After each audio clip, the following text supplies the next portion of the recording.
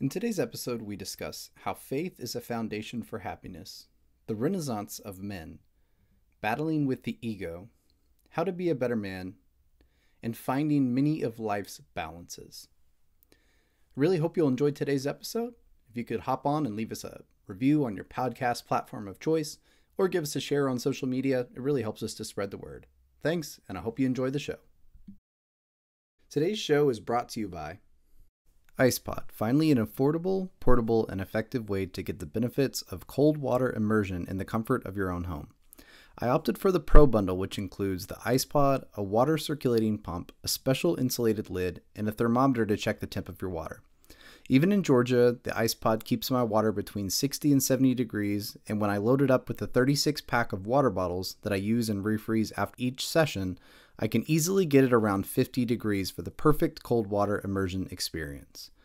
Despite being light and portable, the Icepod is super durable, and it's the perfect solution for anyone who wants to experience the benefits of cold water immersion without spending thousands of dollars for a home water chiller or trying to DIY your own. Cold immersion can help with recovery and muscle soreness, raise dopamine levels, help you wake up and be more alert, help you to burn more calories, mobilize brown fat, and more. Visit podcompany.com and use my special promo code SHANE50107 for $10 off your order, and each sale helps to support the show as well. Stay cool out there, people. Are you looking for the perfect high-protein snack that isn't loaded with stuff like MSG, nitrates, and sugar? Carnivore Snacks is the perfect high-protein snack made from quality grass-fed beef and salt. That's it. Each bag uses 1 pound of high-quality beef, lamb, pork, or chicken, salt, and nothing else. Aside from being easy, healthy, and convenient, they also taste great. These snacks are not just another jerky. They are way better. Give a bag a try, and I know you'll keep coming back. Check out Carnivore Snacks, spelled with an X.com, and enter coupon code SHANE05137 for 15% off your order, and each sale will help support the Renaissance Wisdom podcast as well.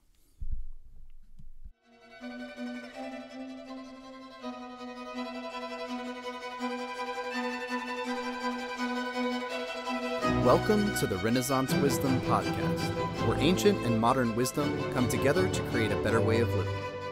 I'm your host, Shane Sorensen, and each week we speak with successful people from a plethora of disciplines in search of wisdom from their own lives. Your own personal renaissance begins today. Let wisdom be your guide.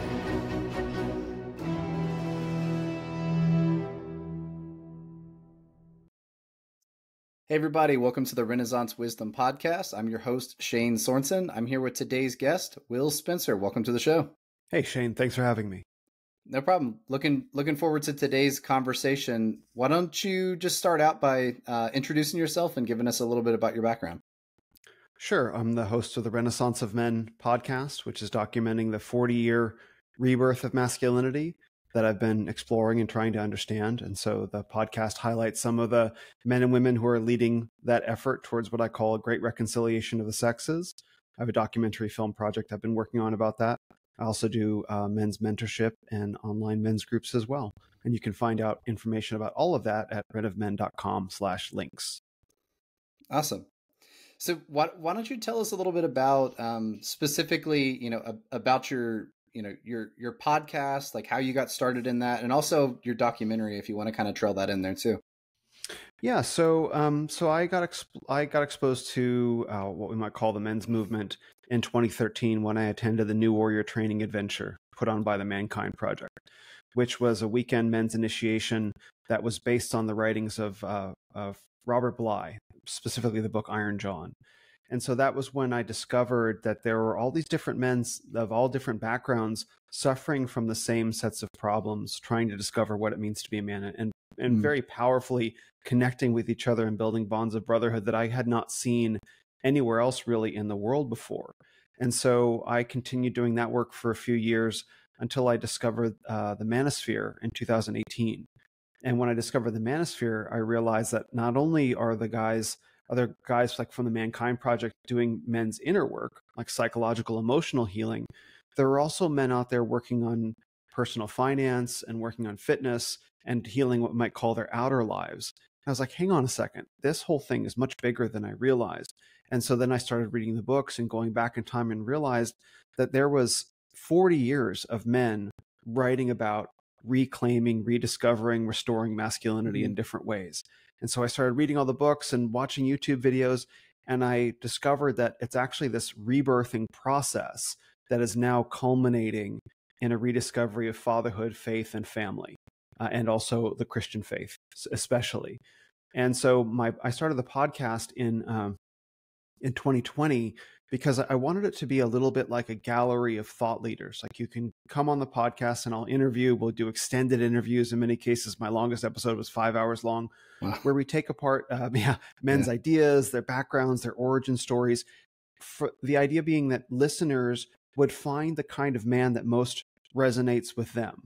Because there are so many different kinds of men. The Lord of the Rings is a great example of, you have Gandalf and Aragorn and Legolas and Gimli, etc. And there are all these very different kinds of men that are all equally men. And so we're like that as men. So here are all these different leaders. Find the one that most resonates with you and go follow his path. And the documentary, the Renaissance of Men documentary series, is meant to be an overview of that, but in visual form. And so I've been doing both of those for about 3 years now. Interesting. Very cool. I watched the documentary not the documentary, but I watched the intro for the documentary. I thought it looked really, really great. So I'm excited to see more about that when it does come out. It's interesting with the idea of like the Renaissance of men, because I actually, I'm 34. So about the same time that you were going through this, actually, I was going through a similar experience in my kind of like early to mid 20s, where I think it was about 22 or 23. And I asked myself, like, what is a man? And I really just didn't know the answer. I didn't know the answer to that. And that troubled me pretty deeply because, I guess like if anyone has watched like Matt Walsh's documentary on What is a Woman, right? It's a hard thing to describe, right? It's a hard thing to define, but it's like we kind of all know what it is when we see it. And I guess I started going through my own process of just buying every book on manhood that I could find. I read Terry Crews's autobiography, it's called Manhood. I read, Fire in the Belly, The Way of the Superior Man. Classics. And that also about the same time that I got into philosophy. And so I'm just reading, the Stoics and reading like Plato and Socrates and some of his teachings. And it was a long process, but I think, the thing that helped me a lot is exactly what you're talking about, which is just looking at the lives of some of these great men and just taking pieces or lessons from their life and trying to apply them to my own. And I don't know that, like, there was never, I guess, like a moment of where I just recognized, like, okay, I'm a man today, but I guess it just slowly kind of crystallizes over time. And something that I gained from that, and I also read some, I'm drawing a blank on the author. He's very controversial. It's The Way of Men is what he wrote. Jack Donovan. I think. Yeah. Yeah. And I didn't agree with everything, but I agreed with parts. And I think he has a lot of like truth in his books for sure. One thing that he specifically talked a lot about was like the rite of passage. And I definitely think that that's something that we lost. And I look forward to, if I have a son someday, if I'm, fortunate enough to be able to create some sort of kind of like rite of passage for him. Cause I think it's important to like have a mindset shift of, okay, like I'm no longer a boy. And, it's tough to be 20 years old or 30 years old and you've never really shifted your thinking to like, I'm a man. So I think it's, super important what you're doing too. Thank you. Yeah, the rites of passage, that's what I experienced at the Mankind Project in 2013. It was literally a rite of passage, like a 48-hour rite of passage process that they put men through. And that is a lot of what's missing. There's more than just that, but that's what's missing. Because I've spent some time thinking about it because the Mankind Project blew up in, I think it was last year or the year before. They went woke, unfortunately, and the whole organization blew up as a result of that. But it's still a need that men have to go through rites of passage. So what is an actual rite of passage? Like, what's actually going on? The Mankind Project had a very successful rite of passage. Like, that was the one thing I could say, is that their their new warrior training adventure weekend was expertly crafted, finely honed, and very, very effective. You walked out of that weekend being like, I have just been initiated. Wow. Right. So, and that's what changed me, was a recognition that now I am a man with all the responsibilities of what it means to be a man. I've crossed a bridge I cannot uncross. I'm in a new phase of my life. So what's actually involved with a rite of passage? I think the important elements of a rite of passage are, first, it has to be something you can fail at. Like if you can be carried across the finish line, right, by somebody, it's not a rite of passage. Like you have to cross the finish line under your own strength. No participation medal, right? Like you don't get a medal just for showing up. Yeah. That's right. Exactly. Yeah. And then you have to draw on resources deeper within you than you'd ever previously realized, and also higher above you. Like I can't, whatever this rite of passage is, whatever this thing is, I can't accomplish it purely under my own strength as I understand it. I have to push myself beyond my boundaries and take a leap of faith. So those are the inner components. And then when I complete the task successfully, I have to be acknowledged for having done so by a community of men who I honor, who have also completed that rite of passage. So it's like you do the thing, you draw on the inner resources, you find out you're stronger than you realize, you find a connection to something above you in the form of faith, you complete the task, and then when you stand up from it, standing around you are men that have done the same thing, men that you honor, that you hold in esteem, that acknowledge you then for having done the thing and bestow manhood on you. The totality of that process is a rite of passage. And we don't have that anymore. And so what you have is a bunch of, essentially it's like boy psychology driving adult male bodies. And so that's why you have the world we have today. You have, men who have a lot of machismo and are often ridiculed for being very brittle because they are. And then you have a lot of like soy boys who won't engage with life at all. That's its own form of weakness. And strength is actually something that we discover from within and then is bestowed upon us from without. And that's what makes us men. And so I'm trying to figure out how to do that in such a way, because ancient tribes that used to do rites of passage, you could die, right? Yeah. So it's like the boys would be initiated, and like some boys just didn't make it. The ones who made it were then men. I don't know that anyone's going to want to participate in that now, right? Especially adult men. So I've been trying to crack that code myself to figure out how to put together rites of passage in that way. Yeah. A great example of the one you just mentioned is like the movie 300. I'm sure a lot of people have seen that movie, where they're like, all right, you're 13, you can hold your spear, you've trained for X amount of years. We're going to kick you out, go kill a wolf and don't come back until you do. And if you don't, you'll just, like there's no coat for you. Like you're going to have to kill the wolf and make it back before you freeze to death. So obviously, pretty radical, but, something I thought about with the rites of passage too, that always has been on my mind is like, some people might say like, well, why don't women need a rite of passage? And I think because they have an inborn rite of passage, right? They have menstruation. A young girl will reach the age where she menstruates, and it's just kind of known like, okay, honey, now you're a woman. And, there may not be this like complex process of telling them necessarily what that means, but there's a point in their life where there's a definitive moment where someone says you're now a woman, and it's different. I think things change psychologically. And, unfortunately, young boys, we most of us don't have that. We never even have a moment where like, your dad or your mom says you're a man now. It's just kind of like you're a teenager, you go off to college, maybe you live on your own for a while, you come back, and it's, whoever just says like, now is the time where you're going to be held accountable. Now is the time that you're in charge of your own destiny. Now is the time that you have to accept, manhood. I think women have 3 initiations that they go through, actually. First is when they get menstruation, and the second is when they have their first child, and the third is when they can no longer bear children, menopause. And I think it's the 3 initiations that women go through from being a girl to a woman to a mother, and a mother to, we might say, an elder or an older woman. Now for men, and this is when women come into their innate gifts of childbearing. Men, when we hit puberty, we come into the gifts of our physical strength. It's when the testosterone kicks on. It's when the muscles begin filling out, the bones become stronger. So we discover all this strength that we're just given. And strength that you're not trained how to use can easily become destructive, right? Yeah. Some men will turn destructive with their strength.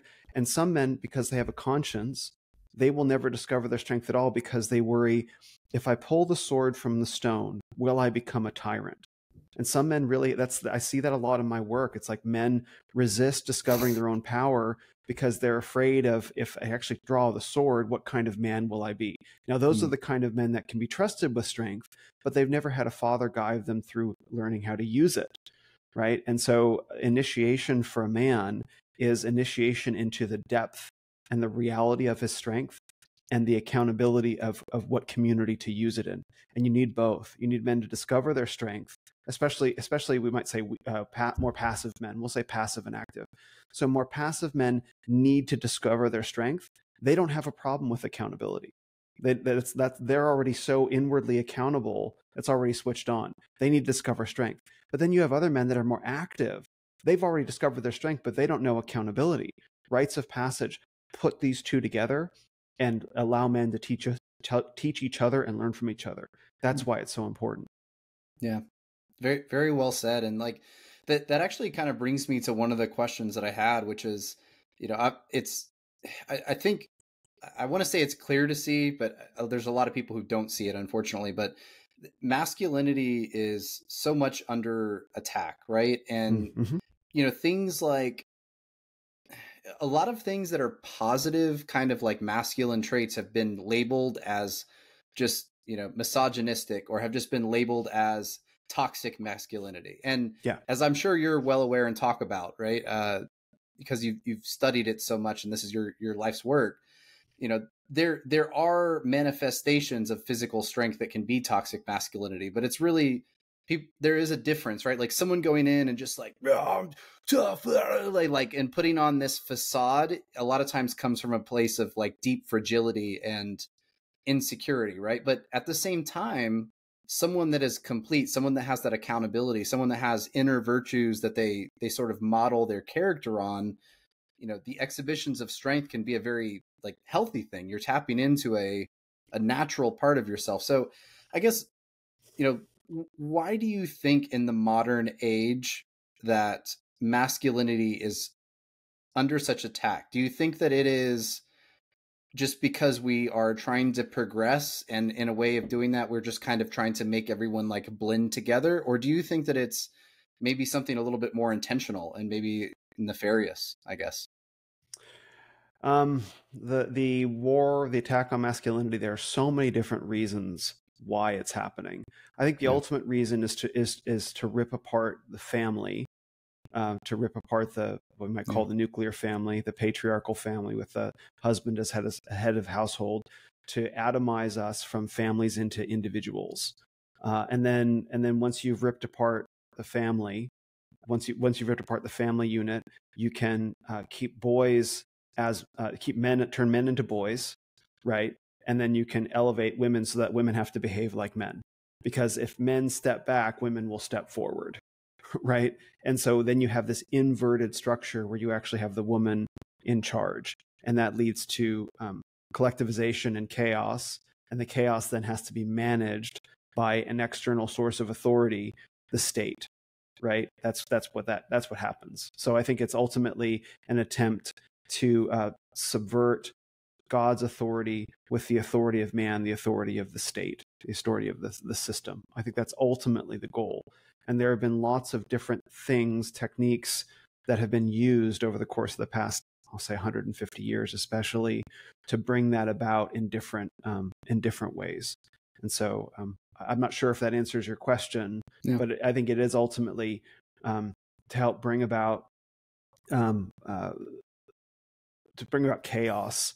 And then when you create a society of chaos, someone has to step forward and say, I'm going to provide order. And what you get in exchange for the order is you lose freedom. And then you get people locked into like a digital surveillance kind of prison to manage all the chaos. And that brings about order. And I think that's ultimately the goal. I think it's Marxist in nature. It's occultic in nature as well. So I think that's the end goal of all of it.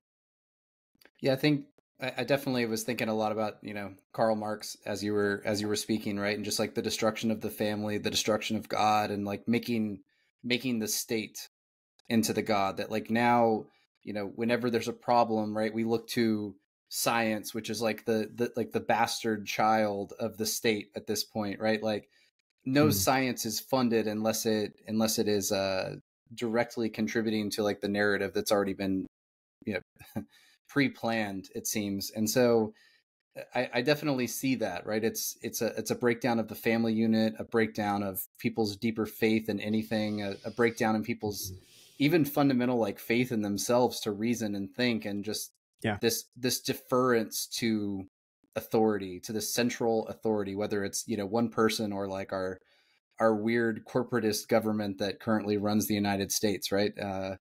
Whether it's a small council of, you know, hidden people or a group of politicians or just a tyrant. Yes. It does seem that that's the end goal.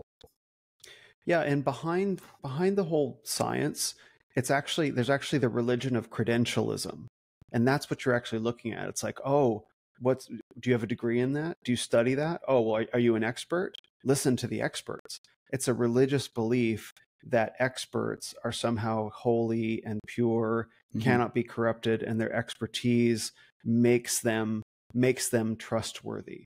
More trustworthy than your own eyes, than common sense, than reason, than anything. And so you saw all that through the whole COVID, you know, pandemic, where it's like everyone's looking around like, hey, it's been 6 months. There aren't bodies stacked in the streets. Maybe this isn't going to be such a bad deal. Well, where's your science degree, bro? What, did you go to medical school? Listen to the people who went to medical school. It's like, and so men had, and so that's ultimately something that strong men had to figure out how to stand up against, the religion of credentialism, which is, you know, it's that's what's really behind the quote unquote the science. Right. And, you know, like love or hate, you know, the Tate brothers, right? There's parts I agree with, parts I disagree with. You know, one thing that he said that really stood out to me, particularly when he's talking about his whole like idea of the Matrix and everything, is, you know, he just kind of broke it down and he's like, look, like who fights wars? You know, it's fighting age young men. Like those are the people that have always fought wars. So if you basically take away all those people's collective faith in themselves to go out and enact change, and if you take away their strength, if you take away their ability to reason, you know, and I know this is going to sound sexist, but like women are never going to go create an army and go kill each other, right? It's not something that women do. Some women will go fight in war, right? It is inevitable, and there have been histories and cultures that had really badass, you know, female warriors. You know, the Vikings had like the shield maidens and stuff, but you know, collectively, right, when you look out across two raging armies that are coming together to exterminate one another, it's hard to ever imagine a time and place where it would be predominantly women and it would just be a few men speckled out there. Right. So, you know, it seems like that is part of that intentional control, right? Is we're going to specifically try to control and take away the power of these groups of people that actually have, I guess, the motivation or maybe the masculine impulse to try to create order and to change. I think there's also another layer to that, where if you slowly weaken, and this may be what Tate is talking about, is that if you slowly weaken men and make life so comfortable and so numbing, one little step at a time, you can add one more layer of the digital prison, one more bit of control, one, like, where you exchange comfort for liberty. Like, okay, I'll give you this little piece of liberty, of this little piece of privacy for some more comfort, right? Like, oh, okay, I'll put a always on microphone in my apartment, and we'll call it Amazon Alexa, and I can just talk to it, and it'll just mean that I don't have to walk across the room and turn up the stereo or whatever. I don't have to write anything down. I just give up this notion of liberty because there's a microphone that's recording at all times in my house. That's cool. It's like, oh, I'm really scared about, you know, whatever crime in my neighborhood, so I'll just give up the liberty of the privacy of who comes to my front door by putting a Ring camera on the front door of my house. Oh, I know. I'll give up the tedium of like actual exercise, and I'll put a biometric sensor in my wrist that's tracking my heart rate and all this stuff all day. And so every little bit of comfort is giving away a piece of liberty, because no one's strong enough to be like, get this shit off my body. Get this, what do you go away? Right? Pardon my swearing.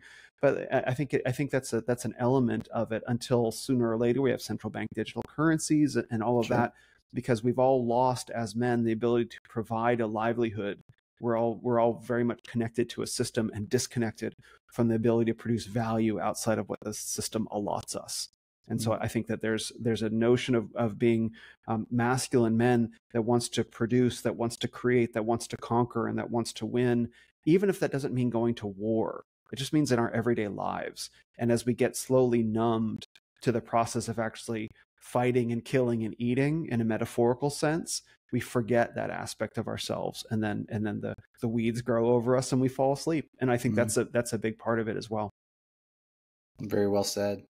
It makes me think of, I read Walden finally recently, and you know, particularly that first chapter, right? I mean, there are parts that seem to not offer the same sort of like potent wisdom as other parts, but especially that first chapter. I mean, I remember when he was talking about like the farmer who thinks that he's free because, you know, he's like, he has his land and he's just kind of living out there, but then he becomes a slave to his own labor because he's not content to just have enough for himself. He needs to like store up more money. And so he gets more land, and then pretty soon he just becomes a slave. I'm not talking bad about farmers, right? It was a different age, but this is what Thoreau. Sure. Yeah. This idea that, you know, we sort of become slaves to like our vocation and to trying to accumulate stuff. Like, you know, where we could have just lived out under the stars in a tent and had our family and had our tribe, and we could have this so much simpler and free living, but we've traded that, as you've said, for comfort, right? We want the comfort of like nice hardwood floors, and we want the appearance of driving the nice car and all these different things. And it makes us feel like powerful. It makes us feel safe and comforted.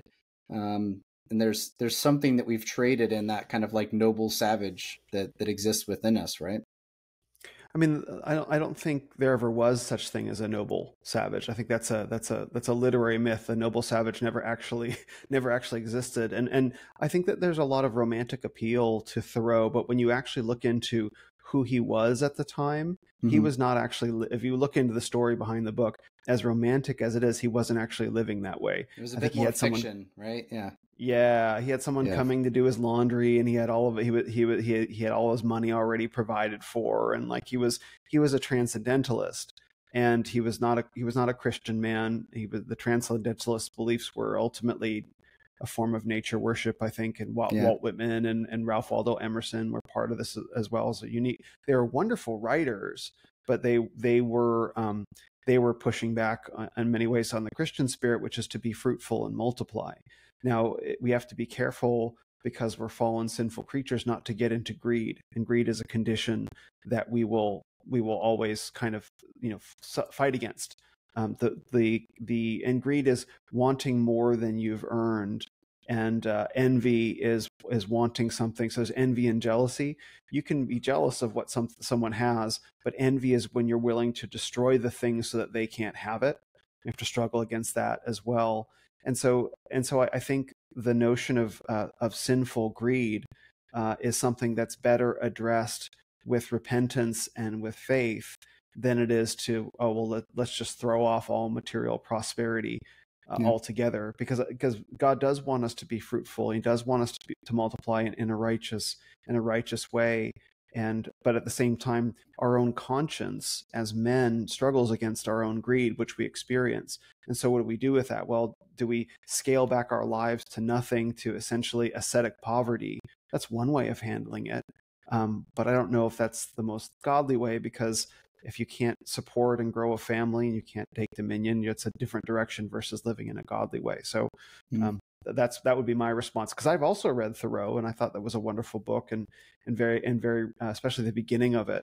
But you know, when you actually see that Thoreau wasn't living the way that even he said he was living, and he would go to town and stuff like that, it's like, bro, come on. Yeah, it's well said. Look, exactly what you're talking about is something that I've been wrestling with because I recently have come back to my faith, right? I've come back to being a follower with Jesus, and Praise God. uh, for me, something that I guess kind of wrestle with, and I actually just talked to Spencer Clavin about this the other day too, and he said similar things to what you've said and I found that like in philosophy there are kind of, it's like there are two extremes, and we find ourselves kind of bouncing back and forth and trying to find like a middle way. And I think that one road is that radical monkish asceticism that you spoke of, where you just give up Mm-hmm. everything and you clothe yourself in like sackcloth, and you just go out and feed the homeless, and you just trust that God would provide everything for you. And then on the other end of the spectrum, there's like, I guess the far end of the spectrum would be like the almost like the Crusades type, where we're just going to go out and we're going to kill everyone that doesn't agree, and we're just going to take and we're going to like force this on everyone. And I think that it's like there are times where you have to go out and you have to work and you have to uh, claim your dominion, and there's times where I guess you have to kind of wrestle with your own greed. And that's just part of being a human being, I think, is that we're sometimes going to be drawn towards that side of like greed and just wanting more, and other times we may lose ourselves in that quest. And I don't know, I guess like I said, it's something that's been on my mind a lot, is like finding that balance of like between where Jesus says give up all of your possessions because a rich man never makes it into heaven, and then the balance of the talents, the story of the talents, where Mm-hmm. you're given these talents and you go out and you multiply, and because of that, like that success, that power that you've gained, you're able to go out and do good works with what you've acquired, right? And Mm-hmm.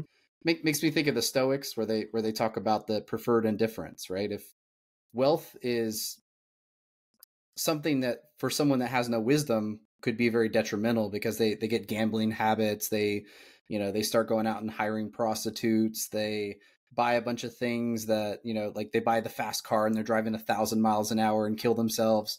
Or someone with wisdom could take that wealth and they could invest it, they could make a successful family, they could create organizations like what you're doing, where you're giving back to other men and helping people. And so, like I said, I don't know. I'm still trying to find where I fit, but I just kind of find myself bouncing back and forth. And I think it's important to uh, pay attention to both sides of that spectrum, I think. Mm-hmm. You brought up a lot of really great things. So many things I don't know which one to jump off of. But I Yeah. think the first thing I want to say is that the parable of the rich young ruler, where Jesus says to sell everything and follow me, give away all your belongings, that wasn't a guidance or a directive to followers in general. It was What that specific was, to him, right? him, yes, because his Yeah. attachment to his wealth was going to prevent him from being a follower of Jesus, in the same way that someone's attachment to something else could be the same. So Jesus saw that this young man's attachment to his wealth is what would stand in between him and saving faith, and so it was targeted for him. Yeah. Now the talents is like, God made each of us. What does it say in Psalms? You wove me together in my mother's womb, right? And he knows what our gifts are. He knows what our limitations are. And we're supposed to give our gifts freely and express them. That's the parable of the talents. Not everyone has different levels of talents. It's actually kind of funny, even though a talent is a measure, a unit of wealth, like a dollar, it has more relevance in some ways today to what our inborn talents are. And so different people are talented at different levels, in the same way that different men have different heights and different women have different levels of beauty and all that stuff. It's like there's no equality in nature in this way. Right. So the guidance is to say that, if you're a man of many talents, to go and to go and spread them. That's what you are called to do. That is your responsibility. And if you're a man of meager talents, which is fine, there's no value judgment in your worth as a human being, because we're all equally made in the image of God. To give your talent whatever you have, and not to hide it, and not to fear failure, which a lot of people do. And so that's what we're actually commanded to do. Like the be fruitful and multiply, the cultural mandate, is such a powerful thing for God to have said. And it's so contrary to what our culture tells us It says, greed, of course, is bad, but like we have this strange relationship with wealth and prosperity that in America, where it's like we hate billionaires, and yet Bill Gates is whatever, right, held up as some, and we have these, right, and then at the same time, with like there's Lifestyles of the Rich and Famous, which is a really popular show. So we have this really twisted attitude of what wealth is for and how we feel about it. When from a more godly perspective, we're supposed to take the things that we've been given and multiply them for the glory of God. And that is the right reason to do that. Because if we do it for our own glorification, that's where our ego gets a big hit, and then pride follows, and then hubris, and then we get destroyed. That's usually how that works. That's what I think that's what the Iliad is kind of about. Like pride goeth before the fall. You see men taken down by their pride, hubris. It's a very Homeric theme. But if we do things for the glory of God, it keeps us grounded and keeps us knowing what our place is on the world as created beings. It keeps us humble as men. It keeps us from being greedy, and it lets us know that all increase is due to the Lord. And it's a very powerful and very humble way to be at once. And that's why I love it. That's why I know that with hard work that glorifies God, the increase will be taken care of by God. And I just have to keep giving glory and keep doing the work. And it goes where it's meant to go, and I get to give thanks, and I get to enjoy that and not think that it has anything to do with me. So my ego doesn't get all wrapped up. Look how awesome I am. Like, oh, I'm king of the world. It's like, no. I'm just a guy who's been blessed to do the work that I have. And I'm very lucky to do this as well, and to know where the real glory belongs. It's a place that I've come to at this stage of my life, and I have more peace being here than I've had with any other set of beliefs that I've ever had previously. I love that idea of humility, and that's something I talk a lot about in my book, right? I think that's humility, and kind of the not that we can ever fully destroy our ego, but that ego destruction is such a starting place for everything, right? It's a starting place of new knowledge. It's the starting place of strength, of just improvement in general, right? Because when we believe that we are totally sufficient, or we can't be improved, or we're just like, we're so perfect as we are, we get so wrapped up in our own conception of self, it really closes off the opportunities for growth, for any kind of improvement on a personal level. Real quick, you just gave me an idea, and I just had this thought that what if ego is like an instrument? It's a tool, and if the ego can be fragile, and it can chip and it can break, or it can have not enough point at all. And a tool that breaks too easily is not useful. A tool that isn't sharp enough isn't useful. So there's a degree that which our ego has to be resilient enough to be shaped and honed into a useful tool, but not be so hard that it breaks. So maybe there's some balance there in what we use what our ego is for, and how we're supposed to use it as men. Sure.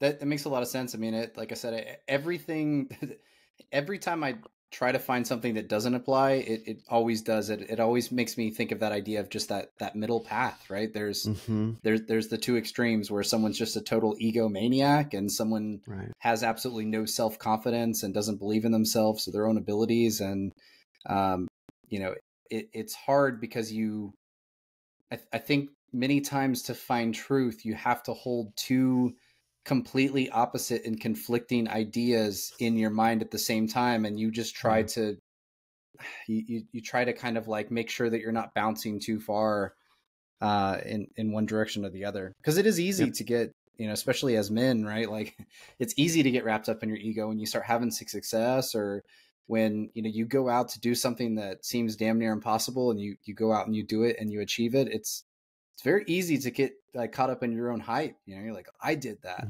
And it's very easy to forget, just from my own life, right? I mean, I feel pretty happy with where I am, but when I look back and I'm honest, even though I feel very self-made, and I've done a lot of the work to get to where I am, there were critical moments where I just got lucky. Like, there's things just fell into place that if like, there's probably 2 or 3 areas in my life where, if things had just not gone how they were, despite my hard work, despite all the sacrifices that I made, and how focused I was in heading in a direction. If those things hadn't lined up, I wouldn't be where I am today. Mm-hmm. Absolutely. Absolutely. And not only that, I reflect on this a lot. Not only are there things that lined up for you that that fell your way, you will never know the disasters that you avoided. Yeah. That just didn't happen. Right? Like that trips me up, as like, yes, there have been lots of wonderful things that have gone my way. There's been a lot of grace, which is, unmerited favor, right? There's been a lot of that. There's been a lot of like disasters that I've consciously averted, like, wow, that could have gone way worse than it actually did. There's been a lot of that. But we literally never know, just walking around every day, how many disasters are just moved out of our path. And that's like, when I really land in that, it's like, oh wow, like I'm here. I have no idea. Like I could have been walking down the street and, God forbid, there was a drunk driver who whizzed by like 5 seconds after and if I had just stopped and sneezed, like, who knows, right? Yeah. So it's like that. I mean, you can go too far with that, but I think that there's truth to it also. Yeah, I've definitely been there where you're running like 10 or 15 minutes late trying to get where you're going, and you're so angry and upset. You're like, oh man, I'm trying to get there. And then, you come up on all this traffic and you're frustrated, and you see this like fresh wreck, that the cars are totaled, and you're like, man, if I would have left 10 minutes earlier, if I would have left on time, would that have been me? Yeah. It's definitely a humbling thought to think about all of the disasters that we don't experience, that we never even realized that we didn't experience because of some little twist of fate, right? Yeah. Do you know who Doug Wilson is? Doesn't ring a bell. So Doug Wilson he's a pastor, patriarch of a Christian town, essentially, media company, beautiful publishing company, videos on YouTube. And I listened to a debate that he did where he was talking about how he's in his 70s. I think he just turned 70. And it was in the debate, he was talking about how when he was a young man, his family was in the car and it was a rainy day, and like he was merging onto the freeway and and got distracted and looked over his shoulder and then did a thing. And then as he looks behind him, there's this massive pileup that's just evolving behind him that he just barely avoided. And he was reflecting about how every little thing that I did up until that moment to turn onto the freeway or whatever it was he did led to me doing that and avoiding that. And it was very powerful to hear him recount that of I guess in some ways how close our mortality can be. And how it was a debate ultimately about predestination. Does God sovereignly ordain all things? And so that was the point, the context of the story that he was telling. But I think there's there's probably more truth to that in our lives. Not every moment of every day, but I think there's more truth to that in our lives than we'll ever recognize. And perhaps in the afterlife, we'll get a chance to review the game footage and be like, oh wow, okay, cool. Sure. Yeah. So another thing I wanted to ask you about, like, obviously, it's the Renaissance Wisdom podcast. I wrote the book, Renaissance Wisdom, How to Flourish in the Modern Day. And I'm specifically speaking to, a time back in Italy, in the 1300s and 1400s where this occurred. And, Renaissance, for those who don't already know, is just, it's a French word for rebirth. It's an idea that something that essentially was lost is becoming reborn. So I know that, you have the Renaissance of Men podcast, and that's something that's important to you. I mean, what do you see with this modern Renaissance, and, what are you seeing in your coaching and like your work with men specifically? Mm-hmm. So I came up with the term the Renaissance of Men for a couple reasons. There was a personal aspect to it where I had been reborn as a man, that through exposure to all the different books and teachings and videos about masculinity and manhood, that I had become a new version of myself as a man. As in, like, there's no going back. Like, because when you're born, like, there's no going back, right? It's a one-way street. And so I had that that going from point A to point B, or that state A to state B, and not being able to change, and feeling a new version of myself that borrowed elements of the previous version, but evolved on them, I guess you might say, in this new and beautiful way. So that was a personal experience for me. And then there was also, once I started exploring the dialogue about masculinity, I realized that there are all these different writers, all these different men, and all these different places all over the world talking about masculinity from all these different perspectives. And none of them were really in competition with each other. And there was like formal competition with each other so much, because they weren't writing about identical things. And there was no leader. There was no one guy driving the entire process. And I just had this intuition, this insight that it was a lot like the Italian Renaissance, where you had all these different artists who were exploring new forms of art, or really, bringing classic art forms like from the Greek and Roman civilization forward to, push back on the religious oppression, I guess you might say, of the day, and introducing a humanism and into something that had been a bit too strict. And so I looked around. I'm like, this is a lot like the Italian Renaissance, where you have all these different men who are striving for excellence in a leaderless environment, and all the men are inspiring each other to produce a rebirth, not only in individual men's lives, but in civilization. And so that's what the Renaissance of men is about, is when you give rebirth to men, especially, meaning today, 2023, you create a rebirth in civilization, because strong men who can handle their lives and handle their households give women the opportunity to step back, and then women can be wives and mothers again, and men can be strong, women can be soft, children can be born, and that creates a rebirth of civilization. But you first have to give rebirth to men.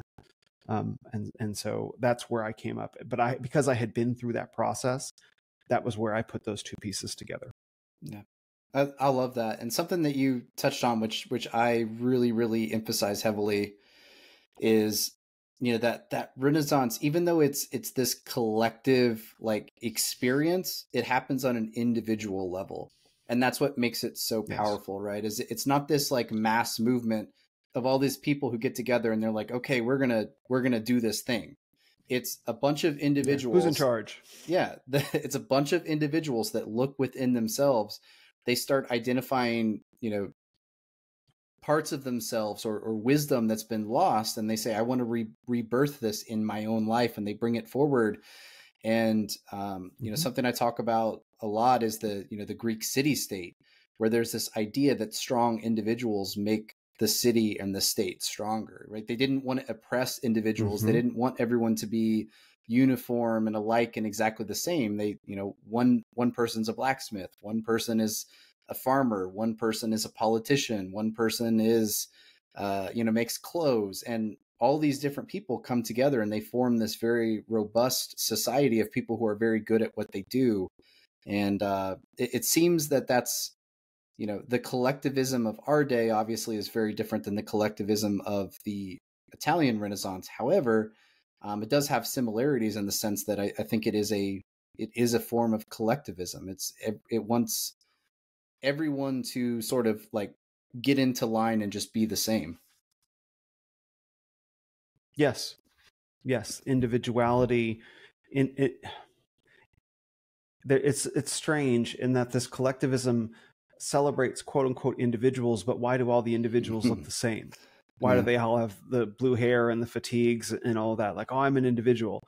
And because they're actually giving up on their individuality by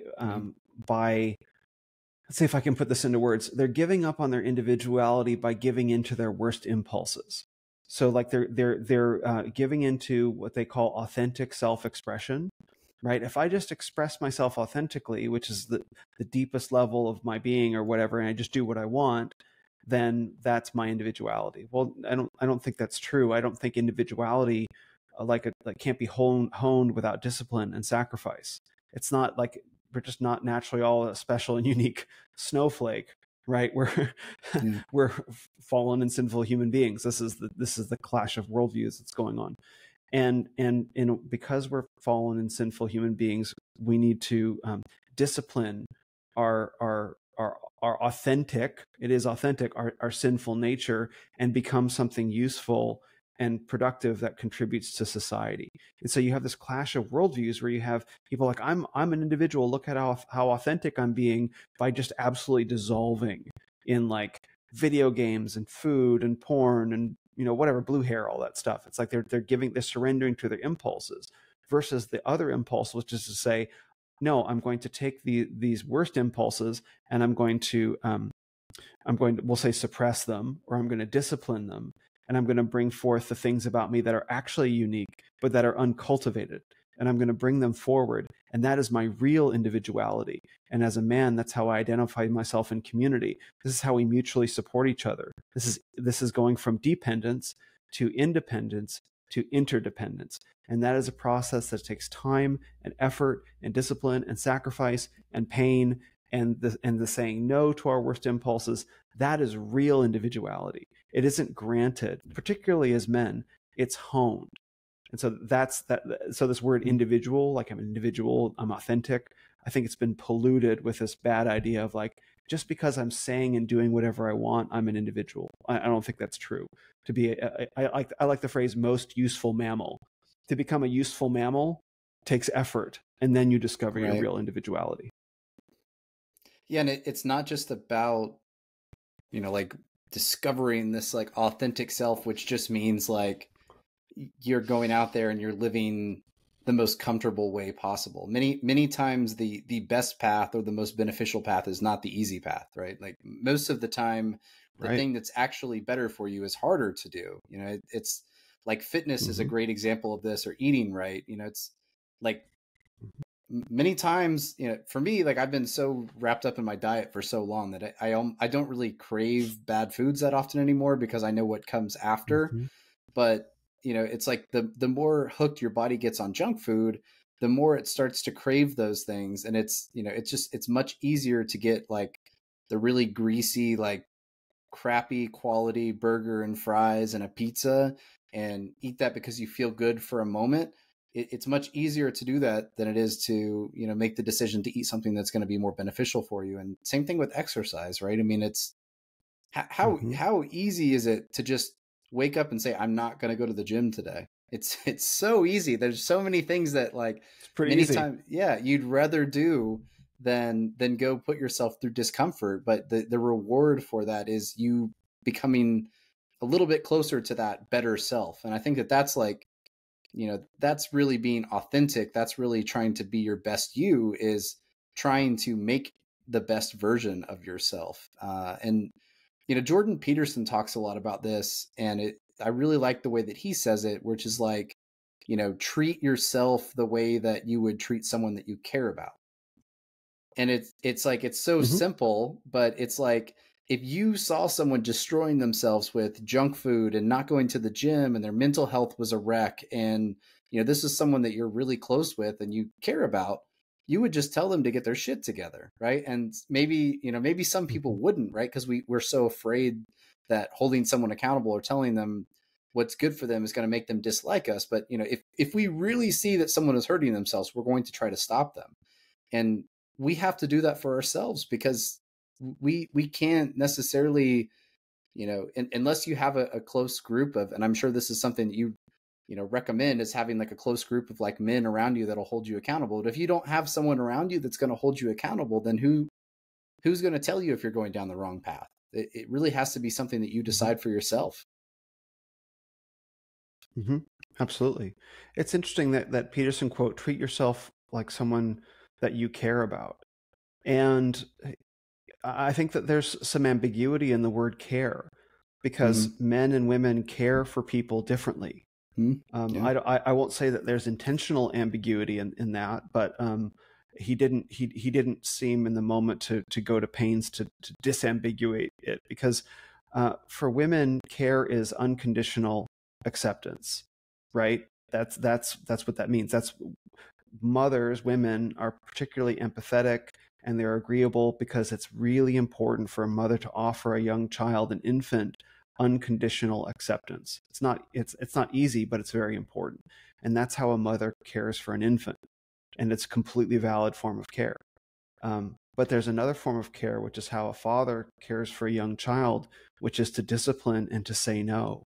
and to subject to the pain of discipline, to subject to the pain, the pain of denial of our wants. And that is equally valid, an equally valid form of care. And it's a form of care that's particularly lacking in our hyper-feminized society.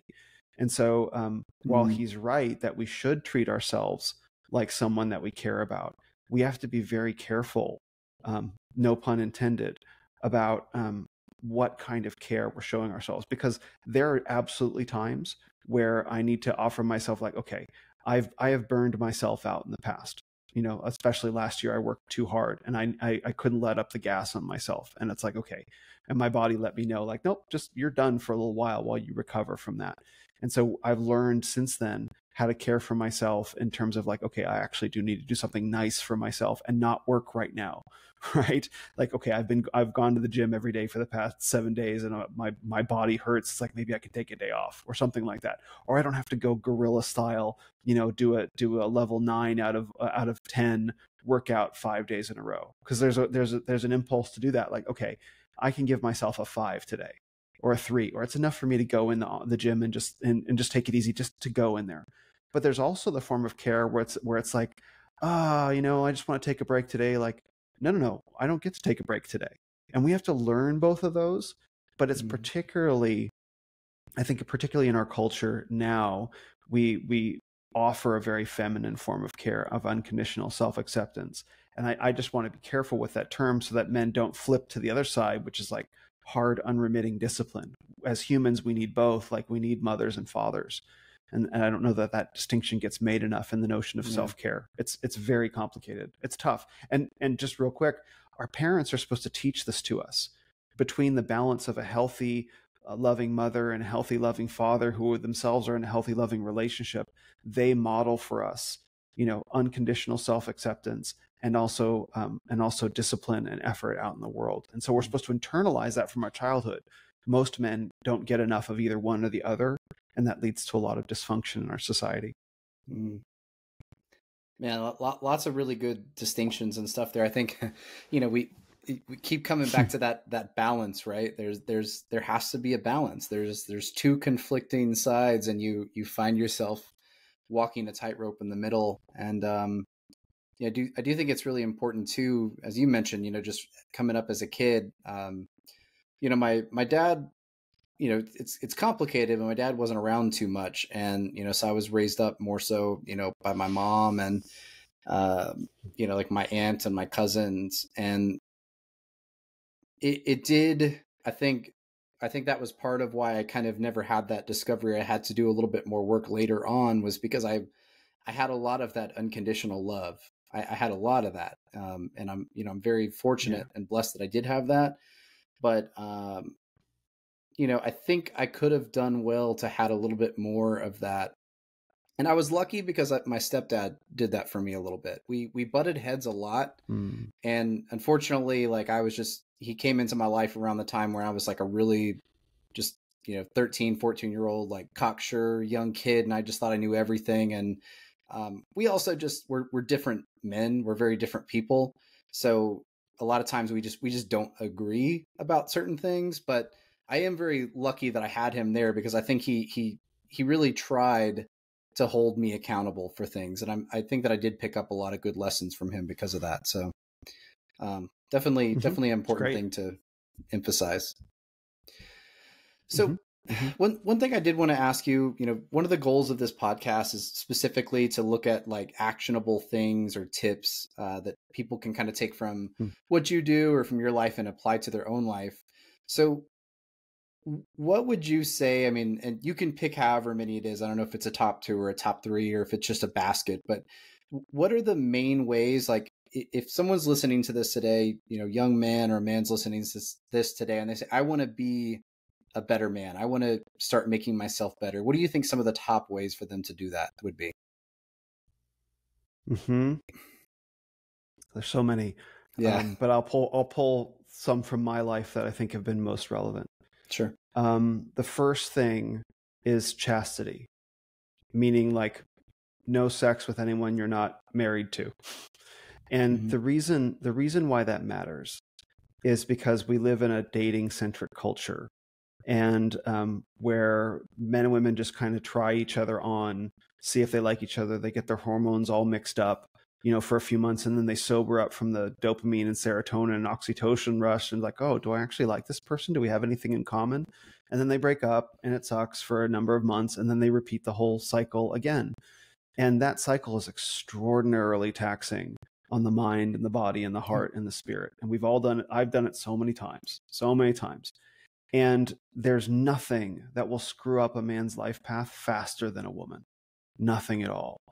And so what ends up happening really is, if we're not chaste, if we're not making lifelong bonding commitments before we enter in to the whole chemical hormonal blessing of falling in love, what we end up doing mostly is falling into what we call like codependent relationships, where these are not two people that are mutually supporting each other in becoming better versions of themselves. They're two people that are supporting each other in their weakness, whether or not they know it. And so the whole courtship process is you're vetting each other, men, like, are we actually going to work together to build a life together? And you stay completely romantically sober, right? Maybe you're not even kissing. Maybe you're like barely holding hands. And that emotional sobriety is so key, is so key, until you as a man discover who you are, what you want, what you need in a life partner. It's essential, because until you can consciously determine and know yourself well enough to decide for what that is, unless you had really good parents, you are not going to know what that is.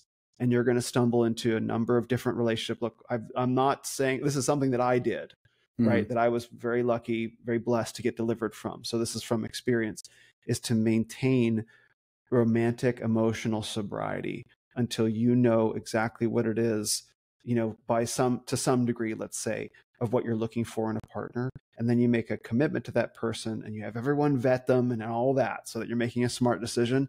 And then you begin building with them, rather than fall into bed with somebody, fall in love with them, and then go through the excruciating process of pulling yourself emotionally apart.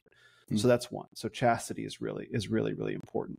And what we might call that is romantic emotional sobriety is a better way of thinking of it. So that's one. The other I would say is barbell training, specifically free weights. I'm not a barbell extremist, but I think that there's something very powerful about the barbell and the 4 big lifts, and that it forces you as a man to encounter reality in a non-negotiable way. The bar either goes up or it doesn't, right? Period. There's no like, come on. It's like, no, the bar doesn't care. It's just dumb, inert weight. And so you've either done what you needed to do to move more weight on the bar, or you didn't, right? And what we're thirsting for as men is an encounter with reality. And this was something that previous generations of great-grandfathers and before dealt with every day. Non-negotiable reality. You're out there on the frontier in the woods, you're farming, the rains come, the rains don't come, you're in the mines and the rock is chipping off, or whatever. Like, material reality is non-negotiable. And we're so deprived of that today, especially in our digital lives. Everything is negotiable. The barbell is not negotiable. And so that's why I really recommend it. It's like spiritual training in non-negotiable reality. And you have to care about it. You have to care about we'll say literally making the earth move, pulling harder than the earth on something. You have to care about that so you can learn how to do that as a man. That's the second thing. And the third thing that I really recommend, if you can pull it off, is solo travel. I've been thinking a lot about this. I've been very blessed to travel extensively, and it taught me a lot about myself. But I realized recently, I think I was on a podcast talking about this, so the American Redemption podcast. I went down to, I traveled extensively between 2016 and 2020. And my first stop from March until April 2016 was Argentina. So I spent 30 days traveling through Argentina. And when I look back and thought and remember what I was able to do in just 30 days, I'm astounded at how much I was able to grow and see and experience and do in just 30 days. And I think particularly solo as a man. I think for women it's a little different, but I think this is maybe it's a podcast for men. We're men talking. So I'll recommend to men that to find a time in your life before you make that binding romantic commitment to say like, okay, I'm going to travel for 30 days overseas in probably not in a European country, like go to South America, go to Asia somewhere, something unfamiliar. And I really think, like, if you have to quit your job and move out of your apartment to pull it off, like, do it. You will not regret it, because you'll experience what it means to have to make snap decisions. You'll experience what it means to have to be uncomfortable and still keep pushing on because the clock is ticking. Like, I'm running out. You want to experience immediacy. You want to experience, like, it's in a sense mortality, because mortality is the feeling we have limited time on Earth, so I better get a lot done. Well, if you want to experience artificial mortality, artificial time scarcity, travel for 30 days and you'll say, like, gosh, I really want to sleep in today, but this is one more day off of my week and I only have limited time before I have to go home. I'm going to get up and do the thing. I'm going to find the energy to do it. And then being in unfamiliar circumstances, having to negotiate with people, learning about the difference between the way that we as Americans communicate with our face and with our mouth. Everyone else around the world communicates with body language. Like, they don't care what you're saying up here. They're paying attention to what your body is doing, right? It's wild. And, like, all these things are the benefits of travel. And if you solo travel with a backpack and you go low budget, there's a guy named Nomadic Matt. You can go to his website and buy his book, and he'll show you exactly how to do it financially. It's brilliant work that he did.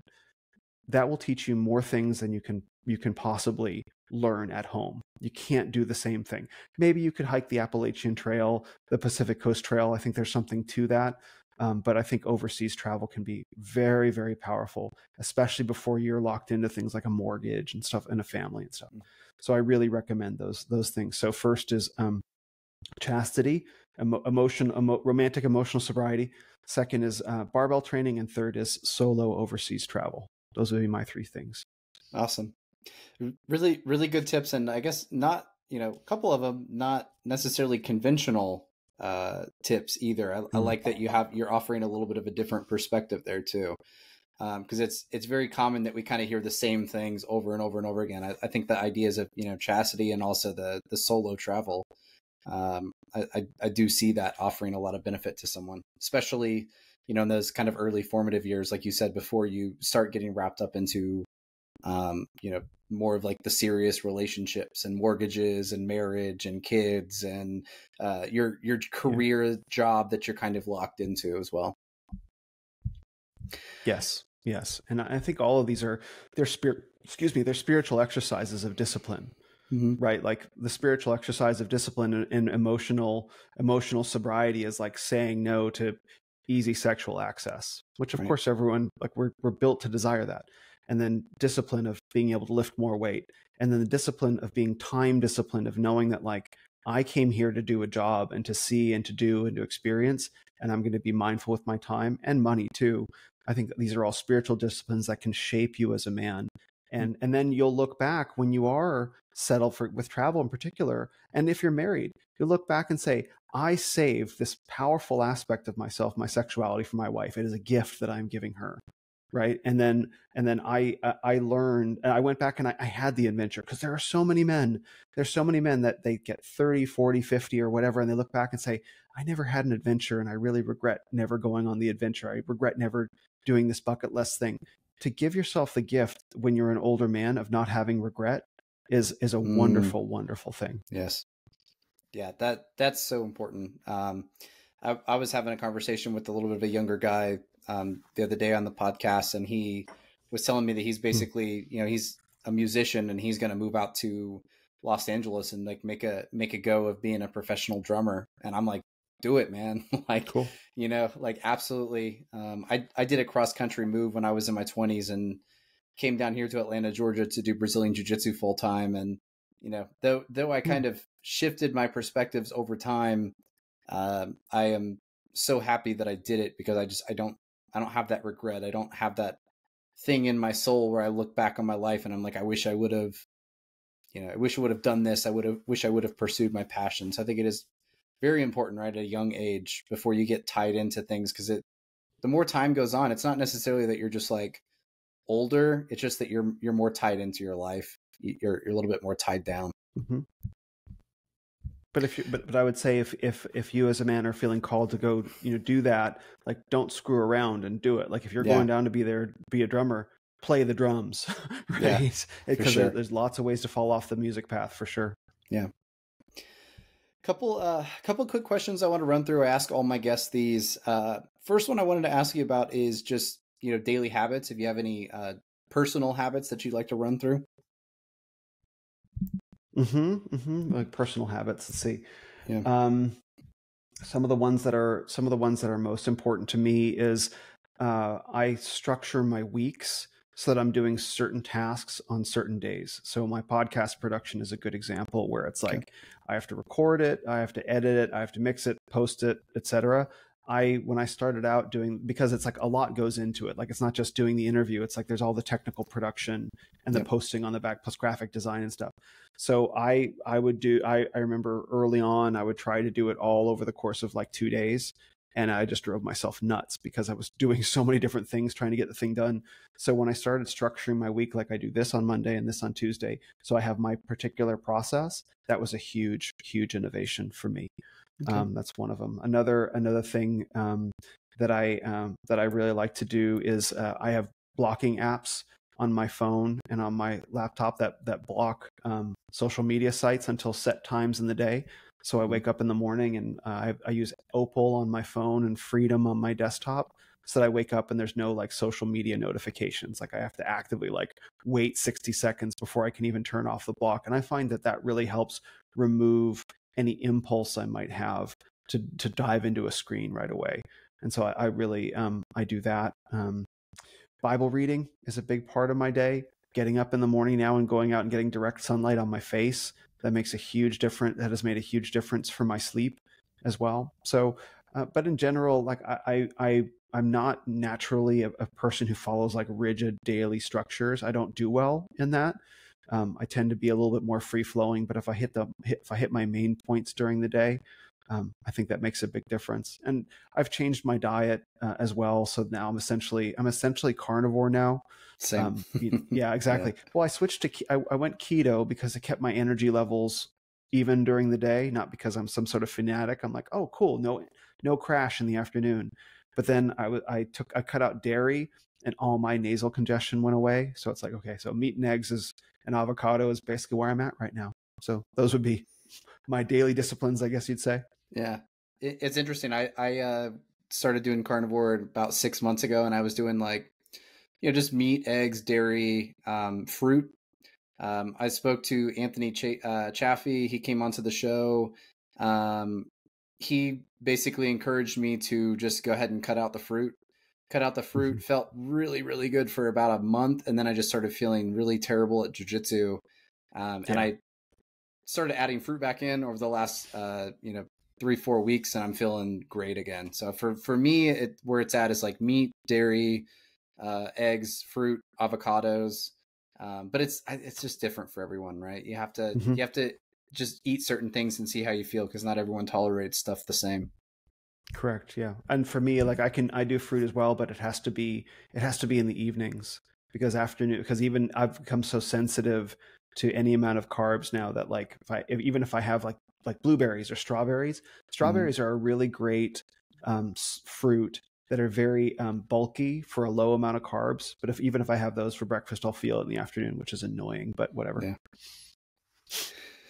What about books? I'm assuming you're a big reader. If you had to pick two, what would the top two book recommendations be? Okay. Well, obviously we'll have to leave the Bible out of that because that doesn't count. That's something other than a book. But oh man, that's so tough. I have to look over at my bookshelf. Like, yeah. Can we count the C.S. Lewis space trilogy? It's 3 books. Can we count that as one? Kind of like the Lord of the Rings as one book, or do I have to? Yeah. Okay. And if I had to pick one book, well, I'll be fair. If I had to pick one book out of the trilogy, it would be the second one. It would be Paralandra. That book was life changing for me. So I think I would probably pick that one. And if I had to pick a nonfiction book, oh man, I really like this book, The Revolt of the Primitive. That book was really formative for me as well. It's about essentially how it was written in 2001, something like that. And it was a psychologist who was writing about how he saw that feminism was a primal psychological impulse to revolt against the structure and discipline that will be needed to form a high functioning society. It's a last ditch effort of this primal part of our minds. It's like, no, I will not be disciplined. That from his perspective, we have to overcome to get to the next stage of civilization. So I read that book, and it was like a master key to everything that was going on. So that's the one that comes to mind. But I could probably think of like a few more if I thought about it. Sure. Okay. And what about personal heroes? Do you have any personal heroes or anyone that you particularly look up to? I haven't seen the movie, but when I was younger, I really liked the idea of Oppenheimer, Robert Oppenheimer, I mean, I don't know whether this is true or not, but I believe this when I was younger, who had the courage to recognize, again, I don't know if this is true now, the movie just came out, there's been so much more history, but what was appealing to me about him was that he had the courage to recognize that these nuclear secrets would lead to a dangerously unbalanced world, and that he rebalanced the world by sharing nuclear secrets. And that theme of sharing what you know, even though the people that bring you up might not like it, has shown up over and over again in my life. So I also really like the character of Marco Ramius in the book Hunt for Red October. Sean Connery played him in the movie. Great movie, by the way. About Marco Ramius as this sub-captain who's given control, this legendary sub-captain who's given a submarine, who's given control of this stealthy nuclear sub from the Russian Navy that can like creep up. You know, it doesn't have propeller noise. It can creep up and on a coastline and shower it with nuclear missiles and then disappear. And so he recognizes this is a very dangerous technology, unilateral technology. So in the Hunt for Red October, he defects, and the whole story is about him trying to give the submarine to Americans. And then I also really like in the Bible, I really connect with Paul. Paul was a Pharisee of Pharisees, and he became a Christian, and he used his knowledge to really not just evangelize the Gentiles, but to really make the case that this was the fulfillment of biblical truth of the Old Testament, and actually convert from being a persecutor of Christ and Christians to being one of the most powerful apostles and the guy who wrote most of the New Testament in terms of page numbers. So this theme of we might call a noble betrayal has come up in my life many times. So that seems to be something that I gravitate towards. Okay. And the last question, I'm trying to keep it quick because I know we got a cutoff time here pretty quick. The last question that I got for you, this is kind of the one that, you know, sometimes stump people a little bit. If you could hop in a time machine, whatever, pick up a phone call a younger version of yourself, teenage version of yourself, and give yourself a piece of advice, what would it be? Don't get into long distance relationships. All right. Long distance relationships are not relationships. Yeah. They create the illusion of relationship when really all you're doing is you're spending a weekend a month together, or you're talking on the phone, or now Zoom.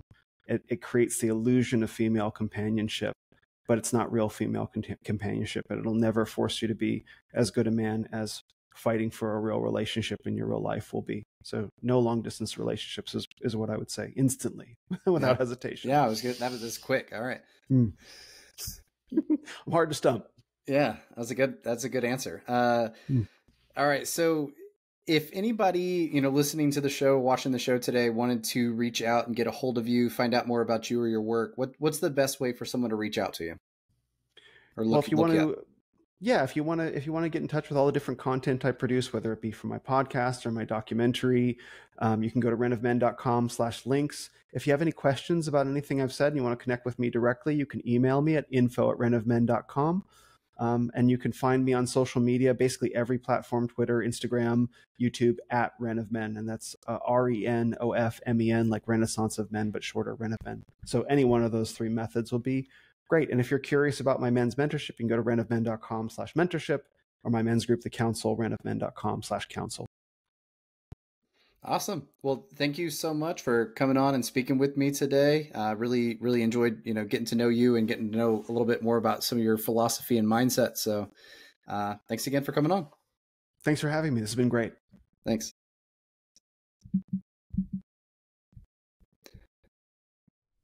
Thanks for listening to the Renaissance Wisdom podcast, and hopefully you learned at least one lesson on today's episode. Our mission here is to uncover practical wisdom to create a better way of living for our audience.